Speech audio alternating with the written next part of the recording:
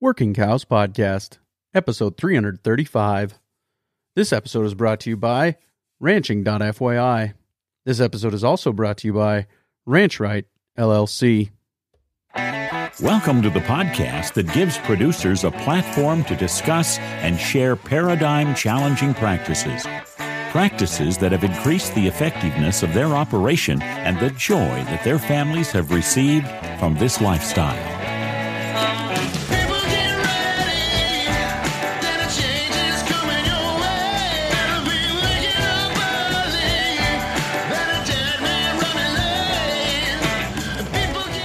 Howdy, everybody. It's Clay Connery, host of the Working Cows Podcast, recorded exclusively in the C90 Ocean Minerals Studios. And this episode is brought to you by Ranching.fyi. You ever think to yourself, there has to be a different way to do this? Ever crave learning from someone who's not only been there, but who's been successful at the goals you have? Are you ready to push yourself and your business beyond the social norms and ranch better? Ranching.fyi was created for you. Ranching.fyi shares business building strategies, creative operating techniques, and personal growth principles that will transform your ranch. If you're a rancher who craves more wealth, more knowledge, and more achievement in your business, then you need to become a member of Ranching.fyi today. To receive access to not only our library of webinars, but also our brand new private podcast and upcoming masterclasses, go to ranching.fyi now. Very excited to be joined today by Vance Crowe. Vance is a podcaster and a speaker, and also has embarked on a new journey over the last couple of years with legacy interviews. And he has been conducting legacy interviews for families and capturing some of the deep wisdom of those family members that have been around and experienced a lot of things, and just capturing that history in a way that is a family heirloom, really, that can be passed on to him. And I have a shared passion for this work, and he has already got it up and going. And so I just want to really feature him and maybe put his services out there as an opportunity for you to get your family's heritage captured in a meaningful way. So Vance, thanks for joining me today on the Working Cows Podcast. Hey, thanks for having me, Clay. Yeah, I really appreciate the opportunity to chat with you a little bit today. I think we have a bit of a shared passion. For me, it started with a conversation that I had with a gentleman in his 90s at that point. And, I just went there to visit him one time in an assisted living facility. And I think for about 2 hours, he just told me about what it was like to raise sheep on the plains of western South Dakota.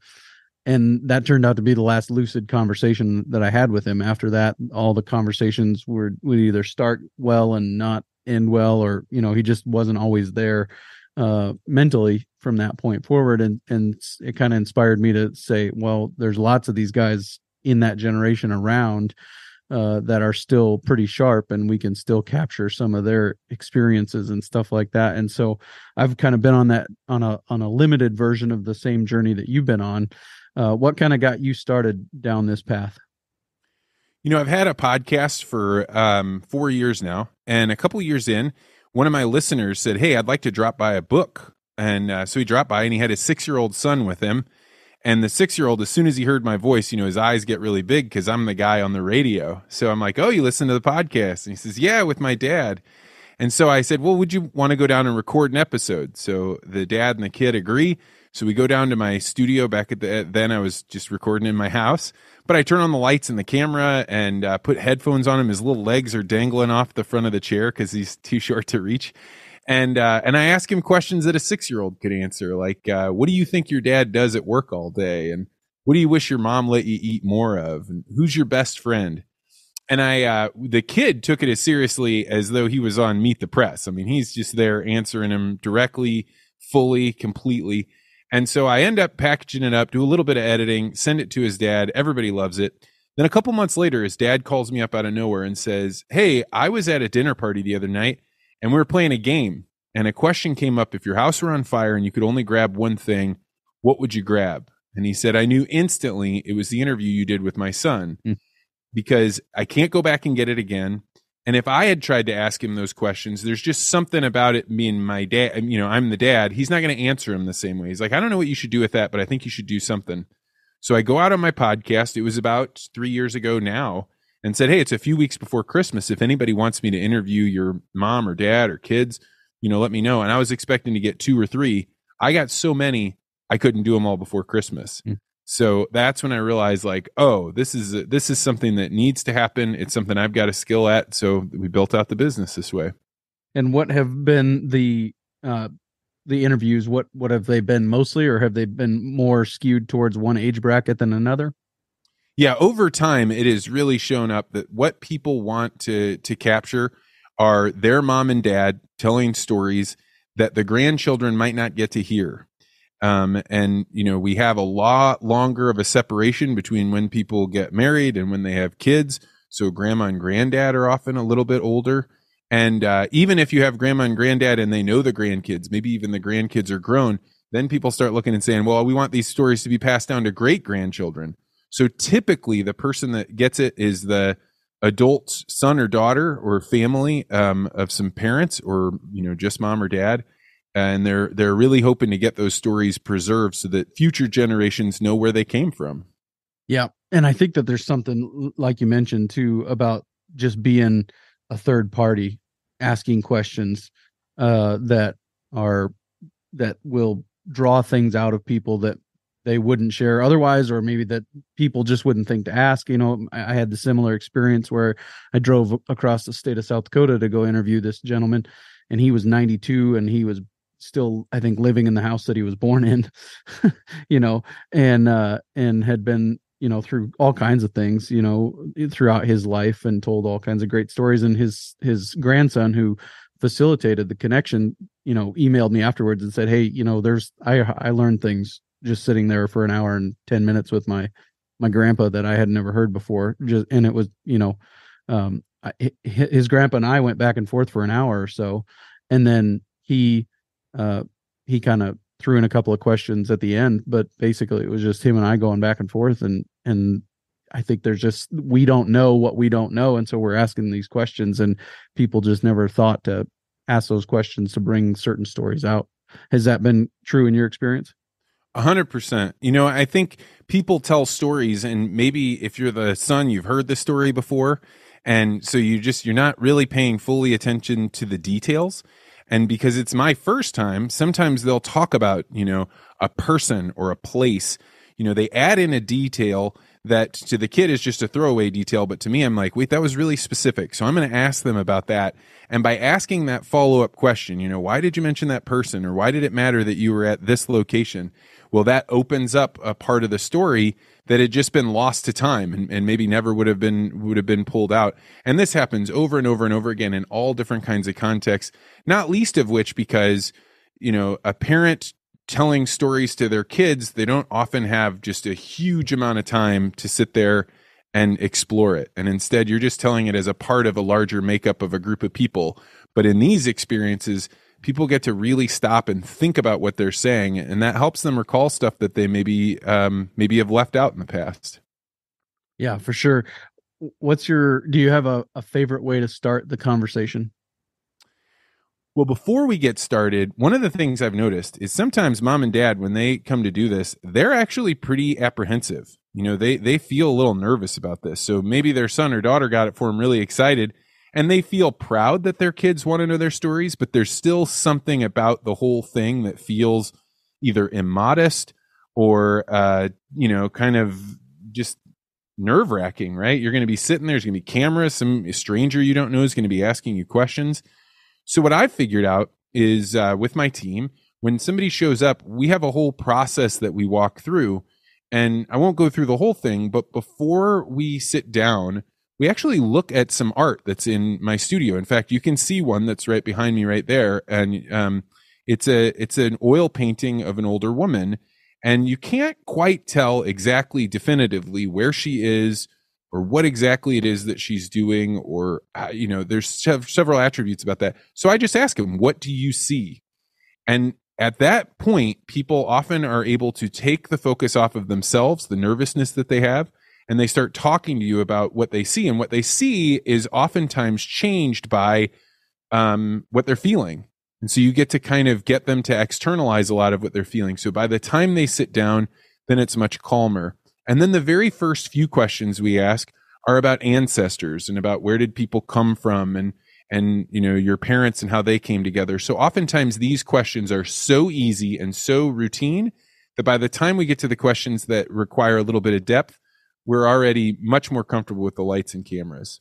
Right. Yep. That's kind of similar. I'm the one that I've started with, I've done 3 or 4 of these, and the one that I've started with has been, how did your family come to be connected to this land? And because that's basically what we're dealing with is in our neighborhood. Some people said that Western South Dakota was kind of the leftovers, so it was the last to be, some of the last land to be homesteaded. You guys were pretty premium there around St. Louis and in that part of the world, all that got homesteaded much earlier than us. And so we're still dealing with some of those that were the generation after the homestead generation. And so they know a lot of these stories about how their family ended up here. And so that's kind of how I've gotten the ball rolling. And then just, like you said, you just pay attention, listen to specific details, ask those questions and some of those things. So has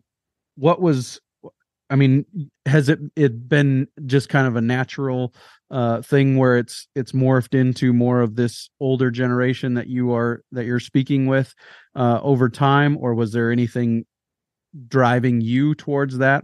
Was there any desire on your part to capture that certain generation's stories? Well, when I started, the thing that I was focused on is the art of making that dynamic so comfortable that people would really genuinely have a deep conversation. And I found this to be as invigorating. So when I'm not doing this, I travel around the country, I give a lot of talks. And giving a talk, you have to have your full and total attention, right? You're up there, you're trying to say something that captures the audience's attention. It's keeping them engaged. Well, the interview process is the exact same thing, except I don't have very much to say, but I need to be fully engaged. So for the first year and a half, I really focused on the craft of this. How do I ask better questions? How do I, listen deeper, more than I've ever done before? Because you're doing something you've never done before. As you know, this is a lot more difficult than just being like, how's your day going? People are telling you about children that they've maybe lost, spouses, grief, challenging experiences. And so at first I was driven by learning the art. And then one day I woke up, in the middle of me telling a story about what I'm learning through these legacy interviews.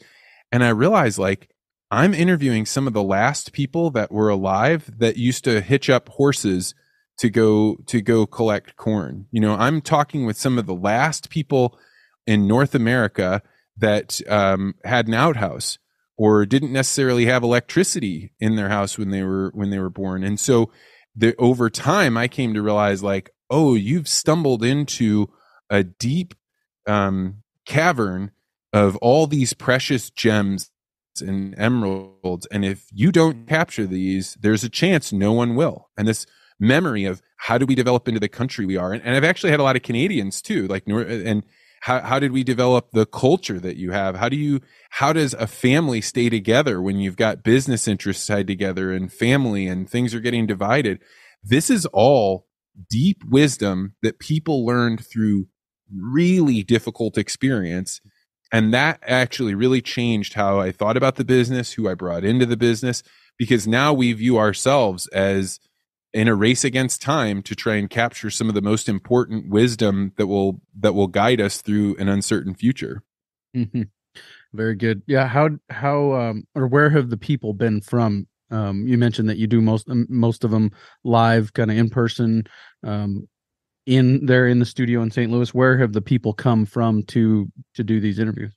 It has astounded me. 70% of my clients are in ag in some way.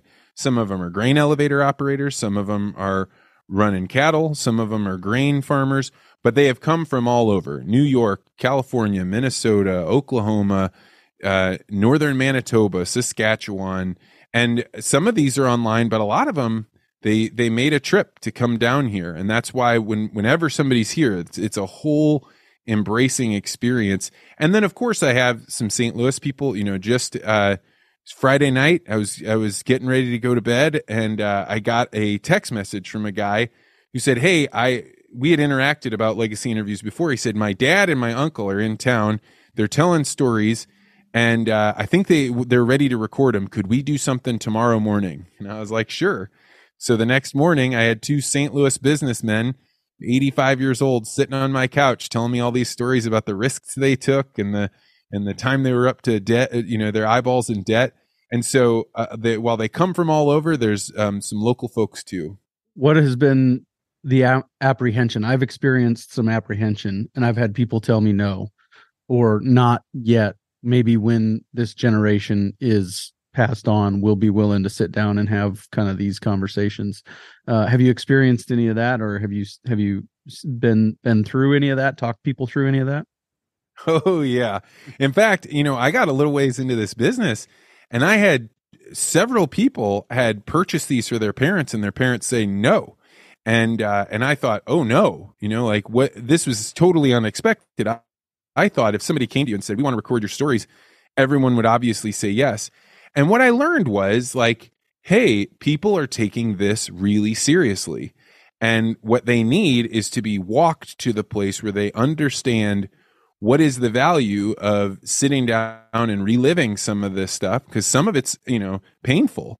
And what is it that's going to be on the other side of this? And so I went from describing this as, hey, we want this as a chance for you to tell your story, for you to get your ideas out, which I now realize, especially to the agriculture community, but really to anybody that grew up at the time we're talking about for these legacy interviews, it seems immodest. And it almost seems like we're like, hey, we're thinking about building a statue to you outside. Would you come pose for it? And they're like, I don't want a statue. And so now what I've come to realize is the way that I present it is, you want, if you record these, it's going to give future generations the opportunity to know their family history, to know where they came from, to know who they are, because they got to know you. And that apprehension, it may not completely dissipate, but when people think that they're doing it for somebody else, that fear that they have, the apprehension, the anxiety now has meaning, and there's a reason to cross that chasm. Yeah. You mentioned earlier that you have people look at the piece of art behind you and you ask them some questions about it. Does their response to that inform where you go from there? Like, just when I look at it, I think my initial thought was she's spreading seeds, but then I look at it a little closer. I'm like, well, maybe she's feeding chickens. Now, does that say something about me that I went to spreading seeds before I went to feeding chickens? Or, does that inform how you go about approaching the interview at all? Well, so not to ruin anything, but there's no reason for me not to share this. What I typically do after somebody just tells me what she's doing is I often ask her, well, what is she thinking? Or what is she feeling? And the action she's taking is far less important than what people perceive that she's doing. So if you were able to see my whole studio, you would see I have art and I have different things, just decoration to make it feel like a comfortable living room.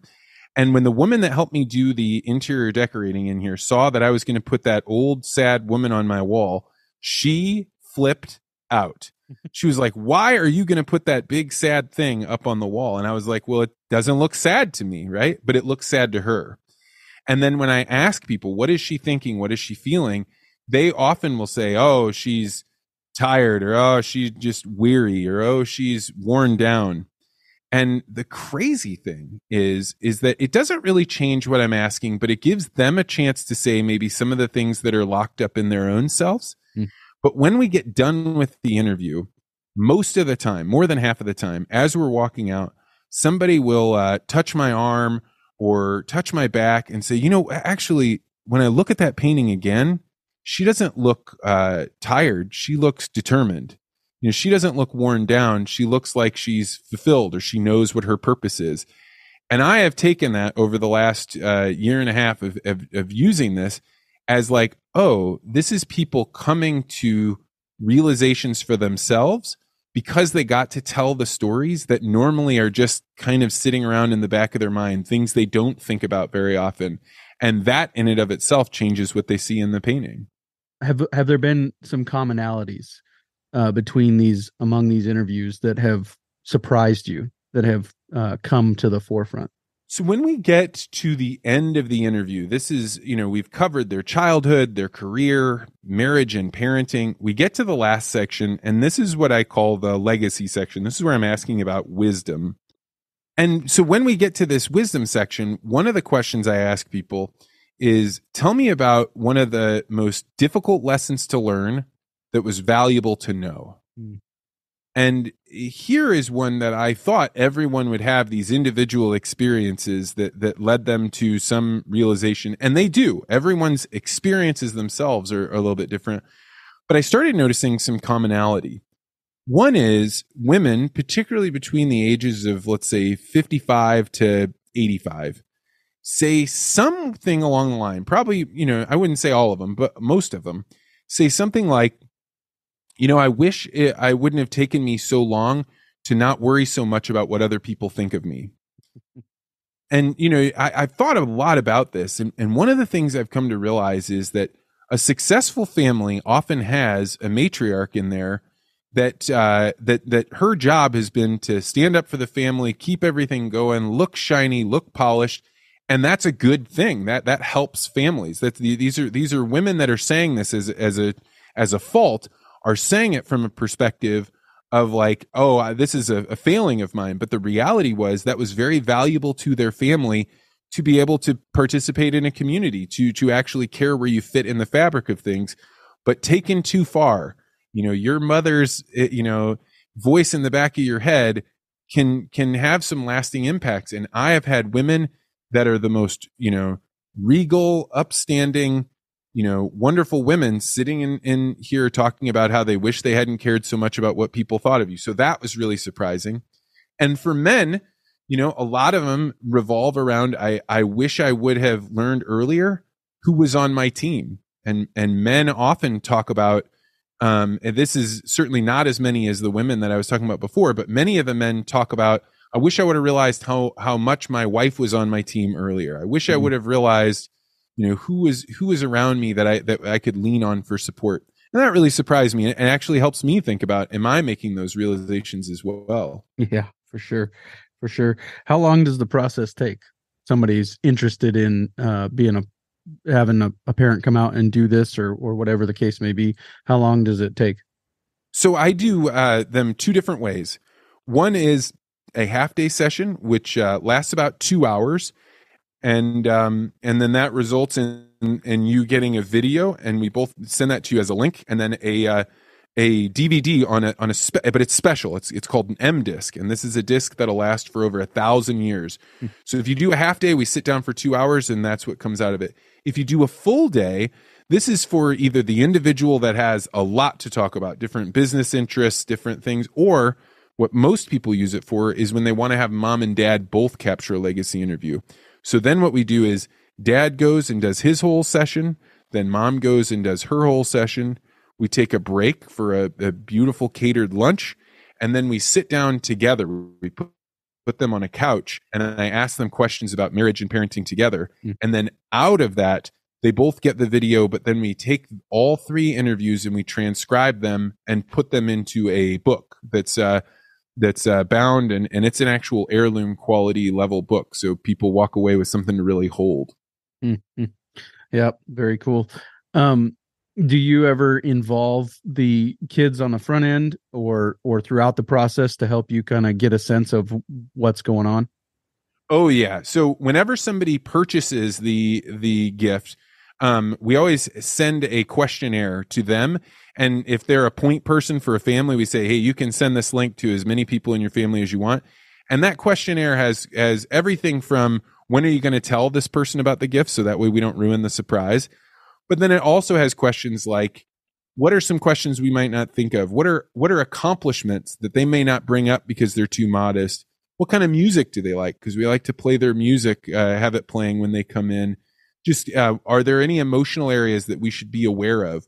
And so we get that. And then also in preparation, about 3 weeks before the interview, we send a package to the person or people that are going to be interviewed. And in it, that's got like what to wear, how the day will go, and then what we call the memory guide. So these are just thought starter questions that get people thinking about who was my best friend when I was growing up, and were my parents strict, and what did I spend my money on when I was a teenager? And these kinds of questions get people thinking in stories, and those stories are what we want to come out. Have there been any mentors that you've had? I mean, not necessarily personally, but like resources or books or other people who have done similar work, Barbara Walters or something like that. Other people that have done similar work that have influenced the way that you approach this? Oh, 100%. One of the books that most dramatically shaped me was a book called All I Did Was Ask. And it was written by Terry Gross. And so she used to do this interview show. I don't know if she's still doing it, but for NPR. And she would have conversations with people from all different political stripes and backgrounds. And what she did was she published the transcripts of those interviews and did very little writing herself for this book. But something that was really interesting about those transcripts is you saw that she listened to what they said, and then she picked something out of that and asked them like a deeper question. And just reading those transcripts, I probably read it 4 or 5 times, really, really helped me to think about how do I ask a question that makes people open up as much as they do for Terry Gross. Yeah, for sure. How has the process changed and grown over time as you've been doing this? in every way possible. Like I saw something on social media a couple weeks ago that I think has really struck me because it's totally true. It was a banner at a factory, and it said, "We do not do this because it is easy. We do it because we thought it would be easy." And this entire thing has been like, "Oh, I know what I'll do. I'll just record people's life stories and send it to them." But you've got to figure out, how do you get mom and dad over being nervous? How are you actually going to store this data? How are you going to make it beautiful so that people can cherish it? Who do you go to for a bookbinder? How do you make all of these things happen? And in the moment, it's really frustrating because you think, oh, I just wish this would work. But when you look back, just like anything else, you now say, we are really creating something deeply valuable, something truly unique that you can't just walk out and start from day one. Let's take a quick break and hear a word from our sponsor today, Ranch Right LLC. There are 3 guarantees in life: death, taxes, and paperwork. Ranch Right LLC can help you avoid one of them. If you're a successful business, you're probably paying some taxes, but that doesn't mean you have to be stuck inside preparing your paperwork for the accountant. Enlist the team of financial experts at Ranch Right LLC to get you back outside doing more of what you love. They're committed to providing you with actionable financials so that you can build a profitable business and create generational wealth. While some things in life are inevitable, being mystified by your numbers doesn't have to be one of them. If you're ready to entrust your paperwork to a team that actually enjoys this type of stuff, then visit ranchrightllc.com and get back outside to the things that you enjoy. What do you think it is about the moment that we are in that enables things like this to happen or to exist or to start up? Because I don't know, it just doesn't seem like on the individual family level something like this has been done very much before. You know what I'm saying? Like, this seems new to me. I mean, there's been, Terry Gross is going to interview somebody that everybody's heard of, or a lot of people have heard of, but you're interviewing people that nobody's heard of, for the most part. And it just seems something is new or different about our moment in time that's allowing that to happen. That's a great question. I've thought a lot about it because it's not the technology. We've had computers and cameras for a long time.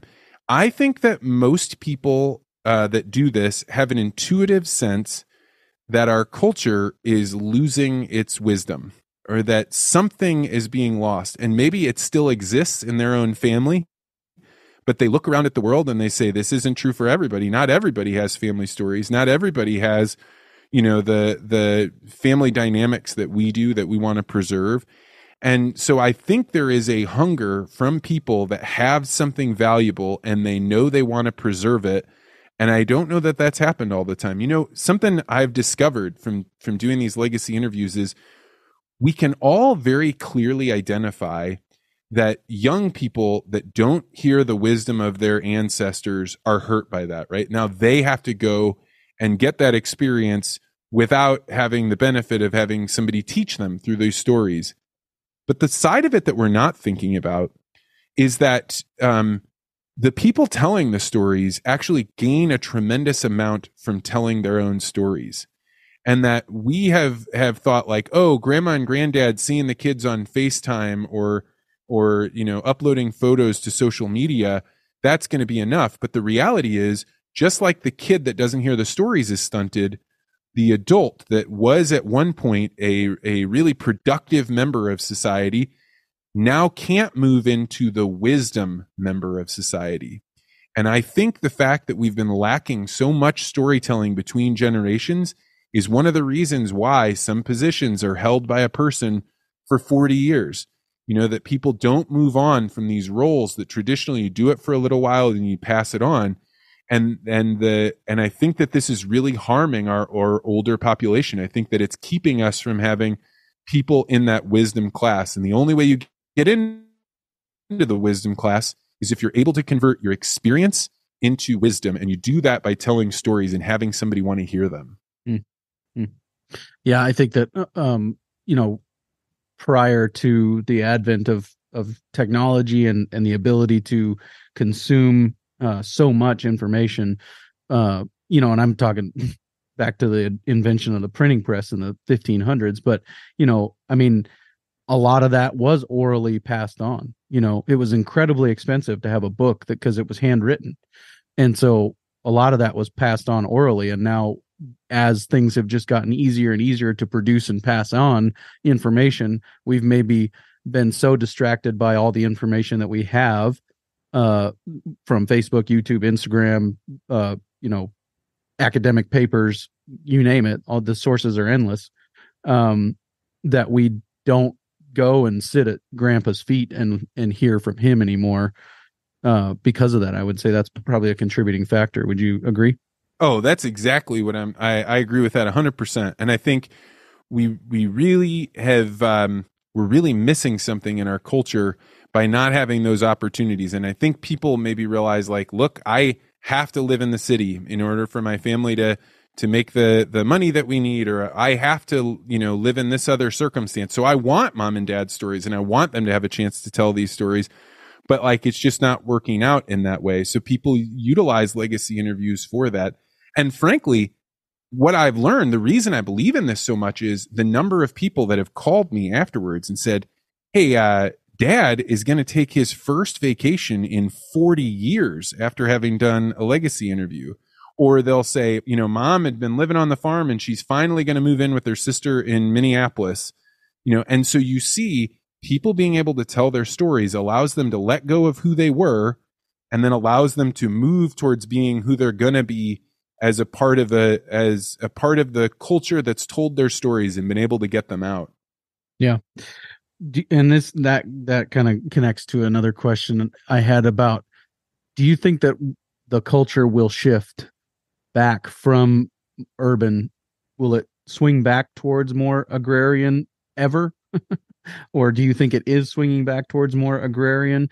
You know, I think that we've gotten to the place where the majority of the American population anyways, does live in a city now.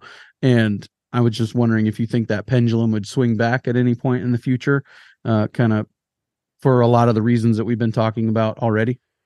I think people dream of that, but I think that barring some major catastrophe like a war or some sort of, you know, catastrophic famine, things like that, I think that the reason that people move to cities, so every time you double the size of a population, the incomes increase by 15%. And so the more people you have in a location, the more resources get made by being a part of those networks. And as much as I think people say like, oh, I want to have this ag life, I want to, you know, they can't imagine a way to support it. And so no, I mean, Not anytime soon. I don't think it's a natural pendulum swing. I think the natural swing is to continue to move towards higher and higher density, which is why capturing these stories is so important, because we once went from more than 50% living and working on farms to now less than 2%, 1%. So that's why capturing these stories is so important. How about your personal, I know we're jumping all over the place here, but how about your personal body language in this? Have you noticed how the way that you frame questions, the way that you are just in the room from your presence perspective informs the way that people will open up or respond? Yeah, I mean, I have always been the person that could not hide their emotions, right?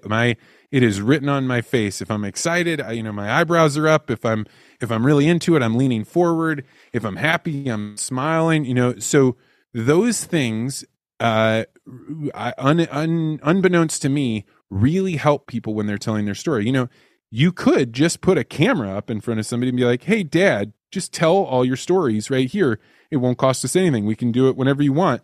But the reality is, human beings tell stories to see the reaction on other people. It's a two-way street, even from the person that's telling that story. And what they want to know is, does this person understand it? Am I telling too much detail? Is this as shocking to them as it was to me? Do they feel my pain? Do they understand where I'm coming from on this? And so I have learned a lot about not just having those emotions on my face, but allowing them to come out almost as the other side of a conversation that is silent. Because I don't really want to hear my voice on there. I ask the questions, but there's not a camera pointed at me. It's pointed at them. And so I try and use that to help them know, hey, this is a good answer, or to signal very, very subtly, like you've probably talked enough in this area and you probably want to, close the story up. And people are extremely perceptive to those things. Even if they don't know what's going on, they can feel it. So I'm much, much more open with my body language now. So in the final product, are you in the final product at all? Do they hear your voice in the final product? Yeah. Yeah, you can hear my voice. And actually, we got a few complaints from people when I wasn't on camera at all, because they're like, who's this person that's interviewing my mother about who's these this really disembodied voice speaking? Yes. So what we did was we end up pointing a third camera that's a wide angle, so you can see me and the person in the room that they're in, because it's not a mystery, right? We don't, it's not like a news show where you're trying to put something on that makes it seem like, oh, we're in this, beautiful cavernous place. We want them to say, hey, this is where Mom and Dad were sitting when they had this conversation, and this is who was asking them questions. But it's very, very little of that. And the thing that, as I'm editing these, I now have an editor, but back when I was doing the editing myself, if I had too many noises on the microphone, it just didn't feel right. And the art is for me to get in, ask the right question, and get out, and to be there to listen and try and make it as much about them as I can every time. What have you learned that has helped you avoid the regret of, oh, I wish I would have asked that question? Oh, that's a really interesting question. And I think the answer that, I don't know if it exactly answers your question, but the thing that comes to mind is, we had a family come in, the daughter, she's an adult daughter about my age, and the wife and the dad. And the wife wanted the dad to do a legacy interview. And then they were kind of like, we don't have a ton of time. We'll come back and we'll do it another time. And so I was like, that's fine. I never want to pressure anybody. And then they had told me that he was starting to have dementia, but they were like, we think we still have time. Well, 9 months later, they call me up and they're like, hey, we want to do the interview this weekend. Can we do this? So I said, sure, come on down. So they came down, and ended up being on a Monday. And when the dad came in to do the interview, the question that we always start off with for record keeping is, can you say and spell your full name? And he couldn't spell his name. And this guy had gone from being an elite Air Force captain that had flown some of the best jets in the entire world, and 9 months before that, he was telling me all the things he wanted to talk about with those jets and things. And 9 months later, he couldn't do it. And that was a sobering experience for me. One, because I used to think that I was being kind to people when I would say like, okay, yeah, go ahead and do it whenever. And I realized how much pain and anguish was on this family when I, came out and talked with them about the result of the interview. And now I realize like, I'm not trying to pressure people, but I am going to make them aware that this can happen and keep it on at least in the back of your mind that you may not have forever. And that was something really difficult for me because I'd never seen something happen so apparently so quickly. Is there any possibility that these would become available to a broader audience? So that's a very interesting question. Right now, we have extreme data privacy on all of our stuff. So we have it all offline and it's all in cold storage, and we actually don't save any of the extra footage once something's been delivered and we've kind of fulfilled our thing. But we had somebody say, "Hey, could we do this as a time capsule?" I'd like to put that in somewhere. So we are going to work in 2024. One of our goals is to allow people that have done interviews to say, yes, I check this box and I trust that you guys will find an appropriate time capsule. And I would really like to sort these out probably by agriculture and people living in cities or something, and find the right historical societies and say, hey, is there anybody out there that would want to take these, put these in an archive, and then publish them in 50 years or 100 years, whatever that may be. I think that could be a really beautiful thing. And I know for certain that there is wisdom captured in these things, that if culture keeps going the way that it is, that wisdom won't exist, or it will only exist in small families. Yeah. What's been the most important lesson you've learned? I think that you've talked about a lot of things today that have really would lend themselves to just being a better family member, husband, father, all those kinds of things, being a better listener, those kinds of things. What has been some of the more important lessons that you've learned throughout this process? I think people, you're a dad, I'm a dad, I've got a 3-year-old and a 1-year-old. And, you think like, oh, there's somebody that knows how to do the right way. That's why you buy a book and you've got this system. And I have been uniquely positioned to ask people whose children love them enough to get them, an expensive gift to record their stories, to be like, hey, how did you raise your children to have a relationship strong enough that you and I are sitting here talking? Mm-hmm. And what I've discovered is like, there's no right way, because every child is different. But the people that showed up and they were thinking about what does it take to be a better parent, and they relied on the husband doing his role and the wife doing their role. That's really been something that was good for me. I think my wife and I very much took on the popular notion that there's like men and women should be doing equal parenting and that should be equal tasks. And there's goodness in that idea, but there's also a lot of goodness in the idea that mom handles the kids in these ways and dad handles the kids in these ways. And I know that's not culturally like what people are supposed to say, but when I look at the interviews I've heard, I realize like there's a reason dad is stern and mom, gives hugs, or there's a reason mom does what she does. And I think that that's something that's been very helpful to get me away from what popular culture told me was the right way to parent, and really gave me the wisdom of seeing all this culture. You've mentioned a couple of times that culture is essentially dissolving on some level, and maybe that's part of it, that we've tried to make everything egalitarian rather than recognizing the beauty of diversity, and that things are this way for a reason, probably.